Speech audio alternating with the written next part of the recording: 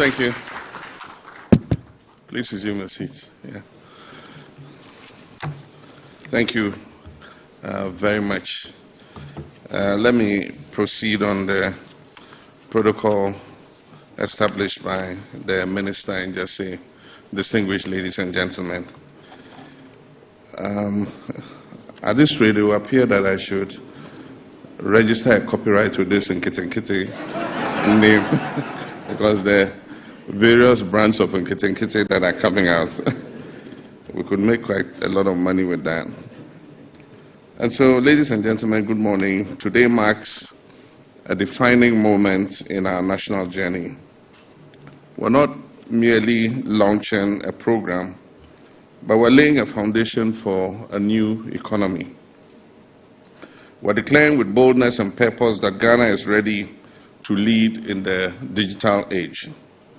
We're saying to our youth, to our communities, to the continent, and to the world that the future is here and will be part of shaping it. The 1 Million Coders program is not just a fulfilled campaign promise. It is a strategic pillar of our Reset Ghana agenda, designed to empower Ghanaians with digital skills critical for 21st century life and work. It is an intentional move towards building a knowledge-based, innovation-driven economy, one where our greatest resource, our people, are equipped to create solutions, generate jobs, and be able to compete globally. At the heart of this initiative is our belief in Ghanaian youth. We believe in your creativity, your resilience, and your boundless potential. This program is an investment in our youth, an investment in their future as coders, as analysts, as entrepreneurs, and as tech pioneers. When I asked for your mandate to serve once more as president, I made a promise that our national recovery will be people-centered, innovation-led, and future-focused. And that recovery begins by breaking down the barriers that hold us back, social, economic, and digital. Today, we begin breaking down those barriers. Over the next 4 years, the 1 Million Coders program will train 1 million Ghanaians in essential digital skills, from coding and cybersecurity to data analytics and networking. These are not just technical abilities, they are economic passports, pathways to decent jobs, entrepreneurship, and long-term social economic inclusion. We do not walk this path alone. Across the globe, nations that recognize the power of coding early have positioned themselves for extraordinary progress. Take Estonia, for example. In 2012, Estonia became one of the first countries in the world to introduce coding as a compulsory subject as low as primary schools. Today, Estonia is a global leader in digital governance and innovation, with one of the world's most digitally integrated societies. In the United Kingdom, since 2014, children as young as 5 have been learning basic programming. This initiative has helped build a new generation of problem solvers and digital creators. Finland has gone a step further, integrating coding into a broader interdisciplinary learning approach.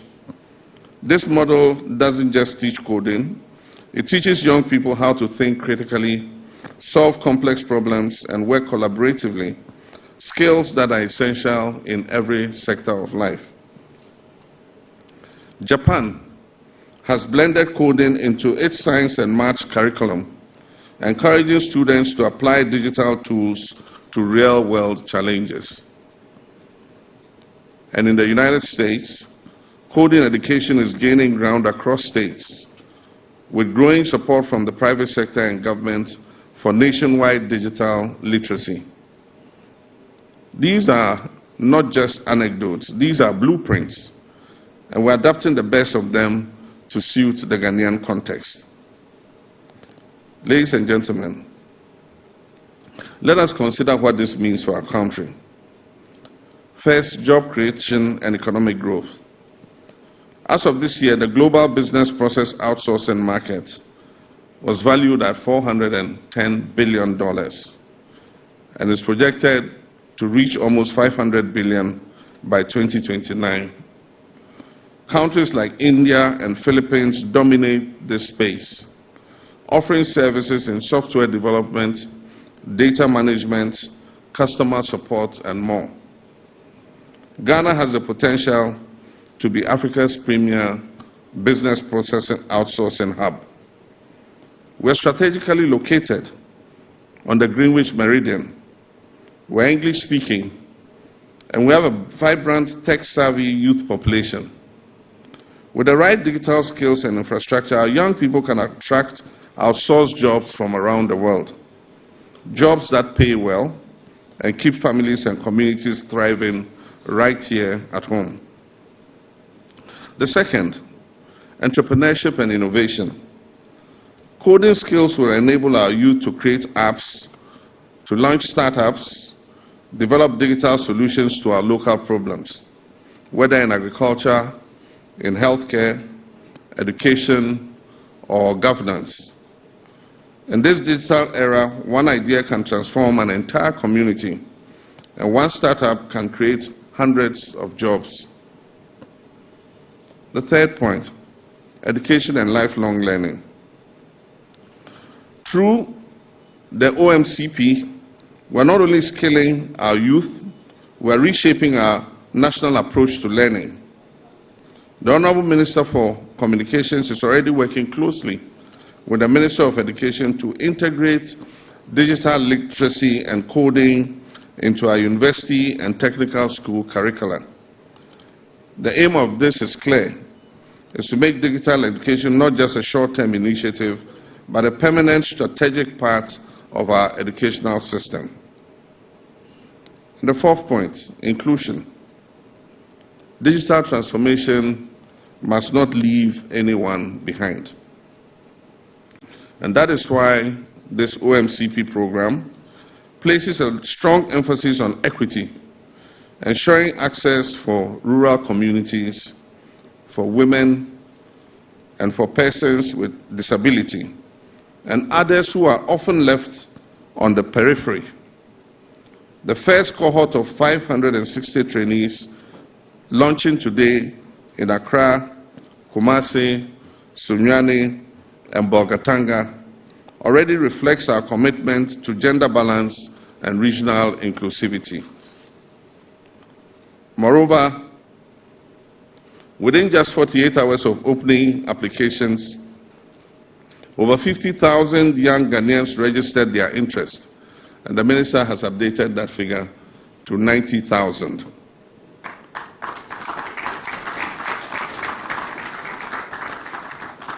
This overwhelming response is a powerful reminder of the hunger for opportunity and the urgency of the task ahead of us.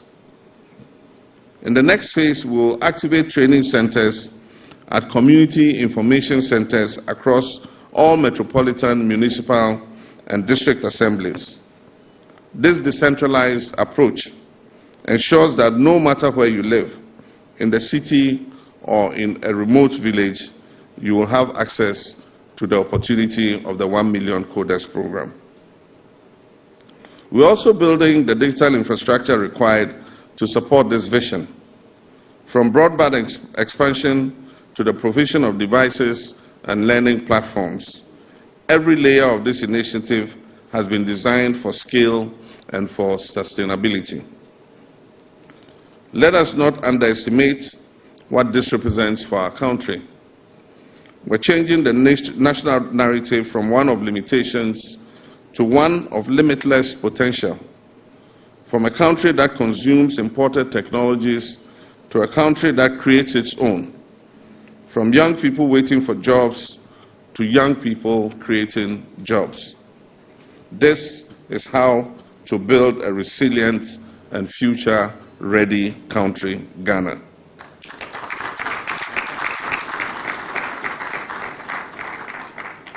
To the youth of Ghana, I say this program is for you. Take it and own it. Let this be your launchpad into innovation, entrepreneurship, and global relevance. Let this be the bridge between your dreams and the opportunities of the digital age. You're not just participants in this initiative, you are the architects of Ghana's digital future. To our partners, current and future, we thank you for believing in Ghana and investing in our people. Your support amplifies our efforts and accelerates our progress. And I call on more organizations, both local and international, to join us on this mission. To the Honorable Minister of Communications and his team, I commend you for the speed, vision, and diligence with which you have pursued this project. You've not only brought a manifesto promise to life, you have ignited hope in millions of young Ghanaian hearts.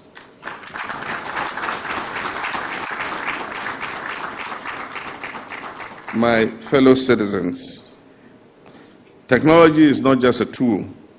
It is a force for equality, social mobility, transparency, and empowerment if it is used wisely and inclusively. It can rebuild our institutions, connect our communities, and transform our economy.